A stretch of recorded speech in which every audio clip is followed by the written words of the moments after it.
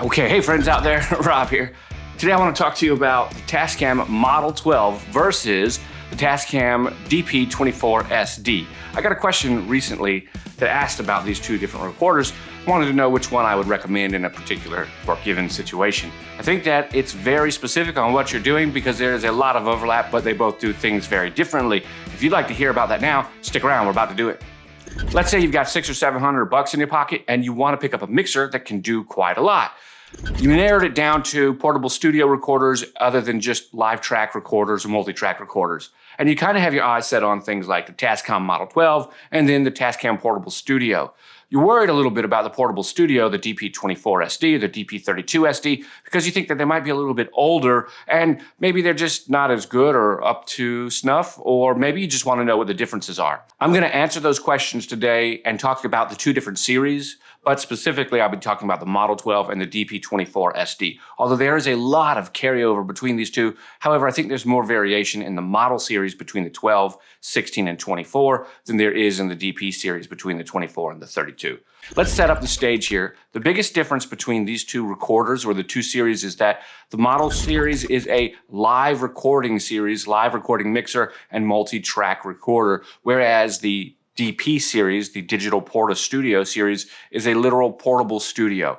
Both of these will allow you to work DAW-less in some way, shape, or form, meaning you don't necessarily need a computer to finish and master your work. So these two recorders will appeal to the same type of people, but people that have different niches within the industry, basically what it is that they're doing. So for me, the biggest differentiator was the fact that the model series will all record up to their total number of inputs at a time. I've heard people in the forums say that they will only record 8 inputs at one time. This isn't the case for what I've seen or tested, and if you read the manuals, you'll see that they don't work that way either. Specifically, we can turn on all the record buttons right here, which is 10 channels plus the 2 channels internal, mix down and record just the same. In fact, if we were using a Model 16 or 24, we could do the same. This is important because that allows you to have simultaneous multi-recording on different tracks with the model series of up to 24 inputs. Now, we'll get about those inputs later because the Tascam kind of irritates me and they do this the same on both models. So we'll talk about inputs later. When you turn to the DP series, the Digital Portastudio series, you don't get that functionality. Although you may have 24 or 32 tracks, depending on which model of the DP series you get, you actually only ever have 8 active inputs at one time. This is a very important thing to note because on the model series, you could literally record 10, 12, 14, 24 tracks at one time. And on the DP series, the Digital Portastudio series, you will only ever record 8 tracks at one time. And this makes a lot of sense as the Digital Portastudio is meant to be a studio. You're not recording live bands, whereas the model series are made to record and mix in a live sound and audio engineering environment. Both of these things are set up to do those two tasks very differently. When it comes to the Tascam model series, everything is laid out on the board as you would experience it live mixing that night. There's very little menu diving that you need to do. Everything is what you see is what you get on the board. There are a couple of different ways to get some great effects and EQ and things like that, to include hooking up external effects sends or using the insert channels. But generally speaking, the best way that you're going to get your recording out of the Model 12 is to set it up and record it and mix it nicely at the input, which means on the board itself. Of course, after you've recorded your track in the live mode and you switch over to multi-track recording, you're able to go in and tweak your EQs, your compressors, the reverb, or the different effects that you would like, and there are 16 built-in effects. You have different mix and sub outs that you can send to control rooms, headphones, auxiliaries, people on stage, and things like that. However, you are limited to only what's on the Model 12 or the model series themselves. Anything outside of that will require some kind of outboard gear equipment to finalize. Now, if you want to do a full mix on a Tascam model series soundboard, you can absolutely do that. It's got all the capabilities right here. However, if you're interested in fine-tuning things more than just like a one-knob compressor or additional effects, if you want to do things like pitch correction, those types of tasks would need to be done in a DAW. You can record all your tracks live, like I said, up to 24, depending on the model that you get, and then just take all those tracks dry into your mixer, and they're already synced up, ready to go, with different marks that you can place while you're recording to help remind you of what's happening. All in all, it's an excellent recorder. Now we're going to move on to the DP series. The Digital Portastudio series is exactly that, a digital portable studio that allows you to mix, master, all from one device. So from input to output, you can create your entire sound process. It's really quite cool. There are some things about it that make it easy to work with. Number one is the large screen, which is navigatable by menu and buttons and knobs, rotary encoders, things like that. You have multiple pages of effects, guitar amps, guitar effects. You have different EQs, processors, compressors that you can add, exciters, things like that, all built into the system. So if you want to dig down deep into your multi-track recordings that you've got, you can, and you can really get lost in the weeds there. There's a lot of options. It truly is a DAW-less option. So much so that the original DP24 and DP32 came with built-in CD tracks to mix down and burn to. However, now you just use your SD card to switch. That's where the SD comes in. There are a lot of studio features built into the DP series that make it easy to use as well. Now, you've got 24 or 32 tracks we talked about, but you only ever have 8 inputs. This means that you will only ever record up to 8 inputs at one time. And we talked about this a minute ago. That makes sense in a studio situation where you're not recording a live band. You might do multiple takes. You might do the drum section at one point, and you might do the rhythm section at another point. You might do lead vocals. You might do a mix of all of them. And you might use this board mixing different sounds out to different isolated sound booths where your musicians are recording. If you're in a studio setting, the DP series has quite a few options that can allow your workflow just to be nice, simple, and easy. So now it's time to talk about those inputs. We said we'd get back to it, and so here we are. The way Tascam designed these two systems works very differently when it comes to recording. We talked a little bit about how the model series can record all their inputs at once, and the DP series can only record 8 inputs at once. And that's true. The DP series is also only going to give you one high Z input for your guitar. So you've only got one high Z input, and that's it. You have 8 inputs, but if you're recording 4 guitars, you're going to record them all separately unless you're running DI boxes, running out through a digital amp that might have an out or some kind of out in the first place. Of course, you could also mic the cabinet and record your guitars that way. But if you want to record direct in, that's something you have to consider. Because of this, the inserts that you might use for the different recording guitars or the different setups that you might use or different instruments are going to be set up a little bit differently. Now, on all the model series, you're going to have 2 guitar inputs and 2 inserts, except for the Tascam Model 12, which every one of your channels will allow you to do an instrument or guitar if you'd like. However, it's only the first 2 channels that will give you the insert.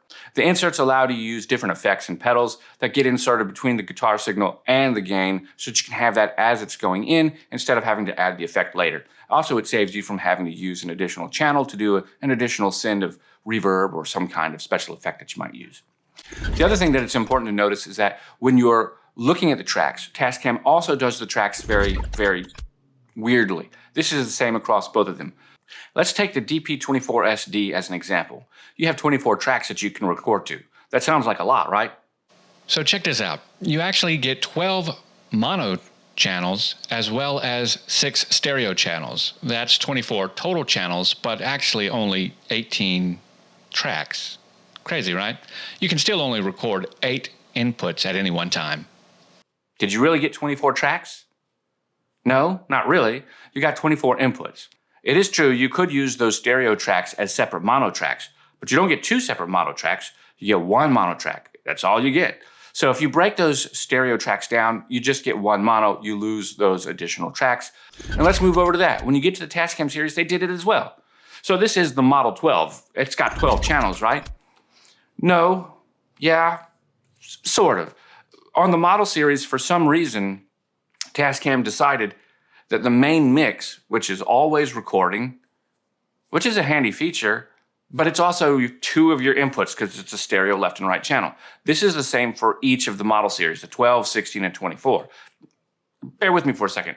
This means that the Model 12 isn't really a Model 12, is it? It's really a Model 10 because you can't access that stereo main mixdown channel. You can't get that channel, right? You can't do anything with it. So it's more like 10 channels. And true enough, on the board, you have 1 through 10. But then again, the model series, specific to the Model 12, we've got mono channels up to track 6, and then stereo channels on 7, 8, 9, and 10. So we really only have 8 channels to record on.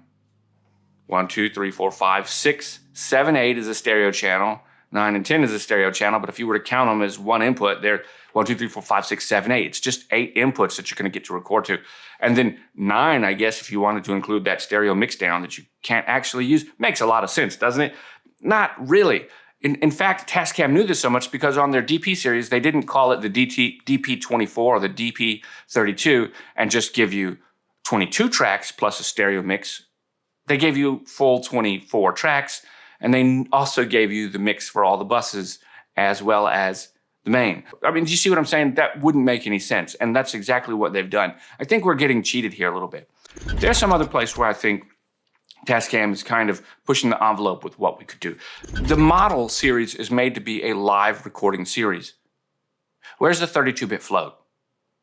Right? This is a place where 32-bit float would be extraordinarily important. You see, I don't actually use 32-bit float on my Tascam Portacapture X8 very often. I've only used it a couple times, maybe twice, 3 times, where it's actually been necessary other than playing with it.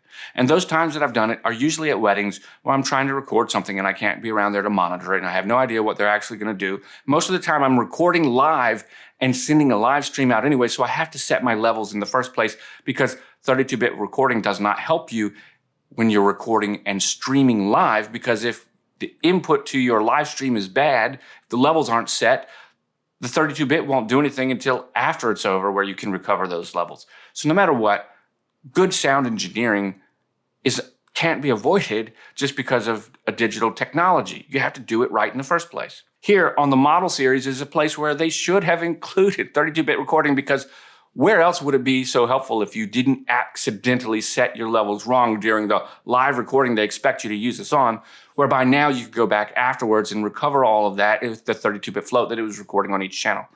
They should have thought of this. These things cost a lot of money. They are a premium for what they do, and we are not getting that premium feature. So shame on Tascam.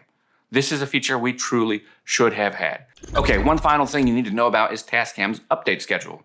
When you look at a series, a line, a product itself, it seems like Tascam in the portable studio or multi-track recorder updates things roughly on the decade schedule, which means they're very far thinking in how they're going to implement and plan a product when they release it.